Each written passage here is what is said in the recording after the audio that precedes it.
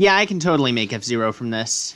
Hey everybody, I am back with Game Builder Garage, and today I am working on making my own game.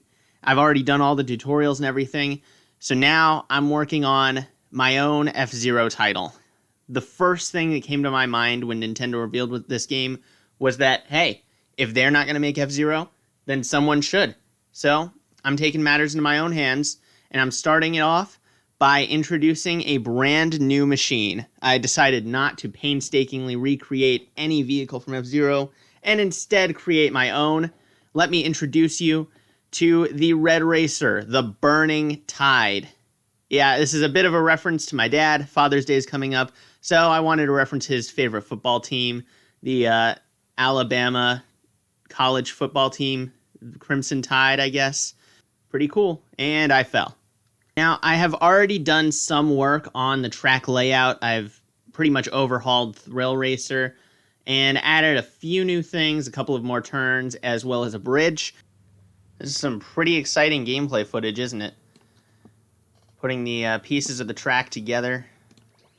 I'm thinking that this is where I'll go into get the second level of the map started. I'm not sure,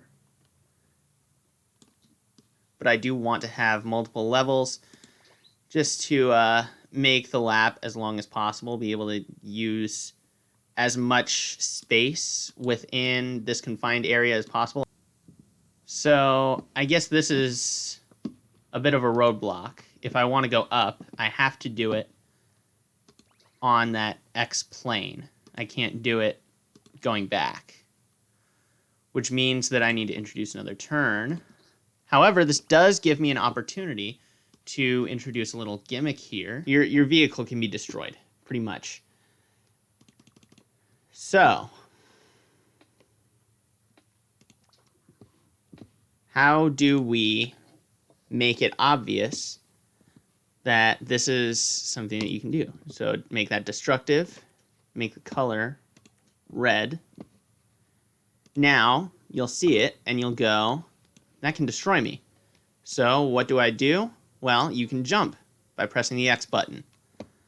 We want to make that destructible by box only.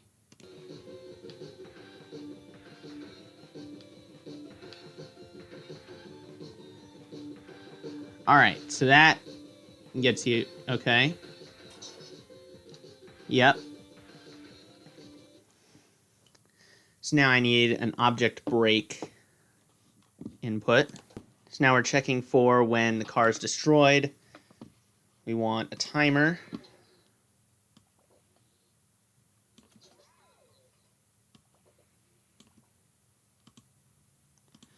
All right.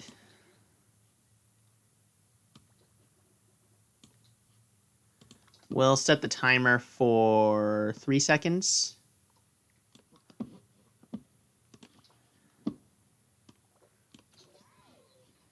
And we'll do retry. In addition to that, I think I'd like to have a lose effect played. So special objects effects, and we want failure. How do you prevent your car from being destroyed? You can't just drive over that. I mean, it's covering the whole width of the track. So the answer is pretty simple: jump.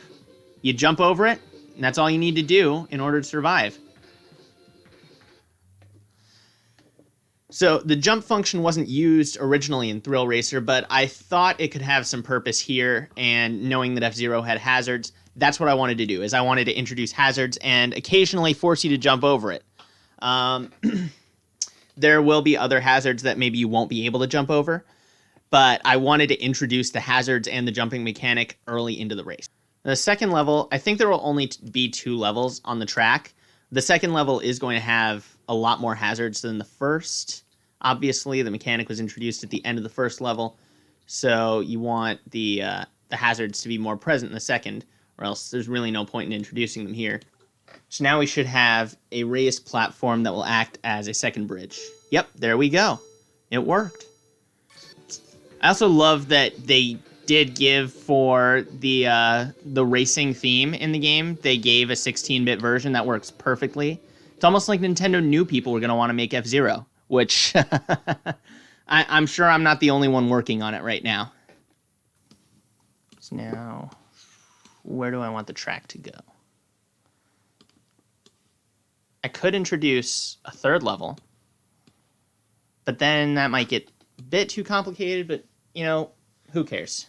Let's see if I can do that. So let's see it.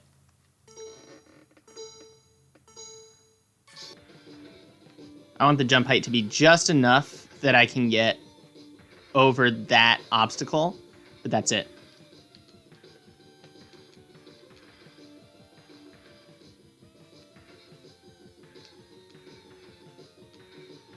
I don't want to fall off. I just want to go up here. Woo! Finally, after some very tedious work, I've completed the track layout. And I've got to say, I really like where it's going. I mean, I still haven't added hazards yet, but I feel like the layout is interesting. It's not too long, but it does have some, some interesting stuff to it. So now, can I jump over the hazard still? Let's give it another try. Because this is looking like I can jump over it. It is just a very precise jump. So let's complete another lap, or this part of the lap, just to see if I can go out of the track. You can. Okay. Yeah, so that's not good. You don't want to get out of the track because then you can't get back into it. I want people to have honest run-throughs of this map because, you know, as a new game developer, thanks to this, that's what I want to see is people actually playing the game the way it's intended, of course. And now we can add in hazards. I don't want it to be at the start of the second level, but I do want it to be early. And there it is, the first hazard. Well, second hazard, actually, but the first major hazard in the course. Let's duplicate it and put another one, a similar one, right about here on the opposite side. We want people to be avoiding both of them. Let's have one more in this section of the course. Let's have it... we could have multiple, I guess, that are the smaller variant. So, okay, so that does work. The only thing there is that I do think that's kind of bad game design because it is hidden from you, you know? I want people to be able to see it. So, I don't want there to be a connection there. I don't know what that does for blocks. What I do want is for this to be right there. I don't want it to float, but I definitely want it to be like there. That's perfect. That actually is like exactly where I want it to be. We've got those. Now, I do want an obstacle at the end of this section. So let's do this. Let's put this guy right in the middle here. Hopefully this is the middle, and hopefully we have enough room to avoid it on either side. The good part about it being right at the end is you would need to turn... The good part about it being right at the end is you would need to turn anyways. So it would just be assuming you want to turn from either the inside or the outside, it would just be aiding in your turn. You would just be turning a little bit earlier. That's fine. That's perfectly fine. I'm actually seriously considering Nodons being added to Smash. I mean, I don't know how long it took for this game to be developed, but depending on when it started development, it would have been entirely possible for Nintendo to say, we've got this new IP, and we want you to put it in Smash Bros. I think that is legitimately entirely possible. And I don't know whether I would be excited by clearly an extremely creative moveset Sakurai could come up with using these guys, or if I should be frightened by the fact that a game that came out last Friday could be revealed for Smash Bros. Tomorrow. So this is kind of difficult.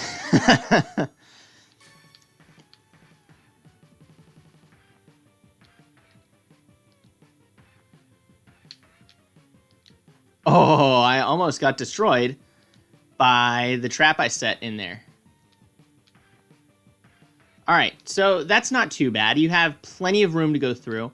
And then from there, I think this section is going to have a couple more traps.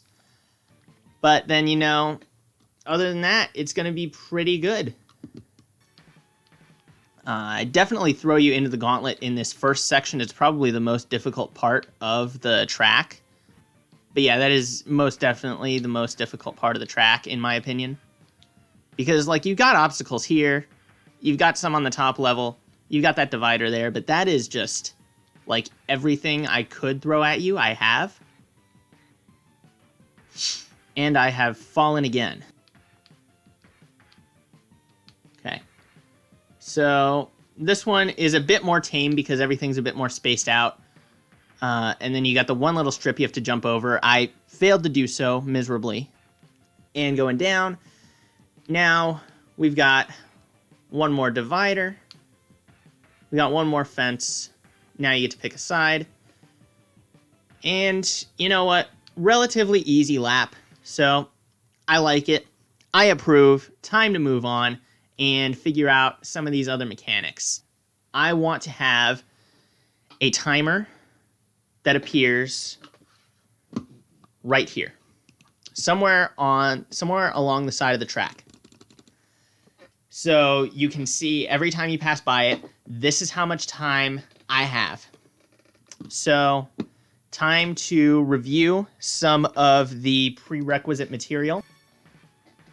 So it does not appear to be counting unless...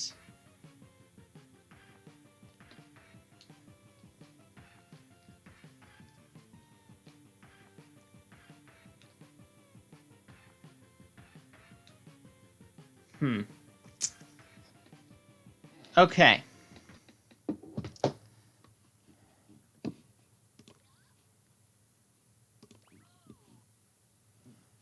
Alrighty then. To the internet. Okay. So I have it. I've got it. I want to do it. We have, and thank you to Frigid Wizard.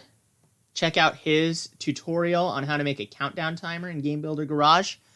So, I want a constant timer. I'm going to put that right there. Input it. We also want a counter object. That's right there. Okay. So, I'm going to want to sever the connection between the timer and the number object. The timer, we count up there. But we also want to count here. And to go to the number object. So let's see if this works. And if it does, thank you. Okay. Let's see if we can get it to not start until the countdown ends. Because that's what I want. I want it to be a true time trial mode. I want it to display your time even if it's not in the decimals of seconds. Is this going to be it? It did it. Woo! We've got a working timer. All right. So we've got just about everything that we need for a functioning time trial mode. Now all that needs to be done is adding some buildings. I have a semi-functional F-Zero game with a time trial mode, hazards on the course, and a couple of skyscrapers that you can drive by. So I'm happy that I got that much out of it. So let's give it one final run and see what my final time can be. All right, so we've got 99 seconds. So that seems a bit too low. I don't think that was a 39-second lap. Does the counter max out, or does the timer max out at 99 seconds? Am I going to need to fix that? Not good for the purposes of this. So for now, you know what? I hate to do it, but I think that in order to have an accurate time trial mode where you can actually, see your time, I think it will need to be just a one-lap thing. It sucks. Once I become more well-versed in how all of this stuff works, then perhaps I can make it multiple laps. But for now, while it's time-based and while I want it to be able to display the time, we're just going to make it one lap. All right, it is time to share this game, put it out in the world. Hopefully people will enjoy it. And we're going to share it online. I'm going to display the game ID here in just a moment, and I'm going to put the ID in the comments as well as the controls. So look in the comments and the description for that.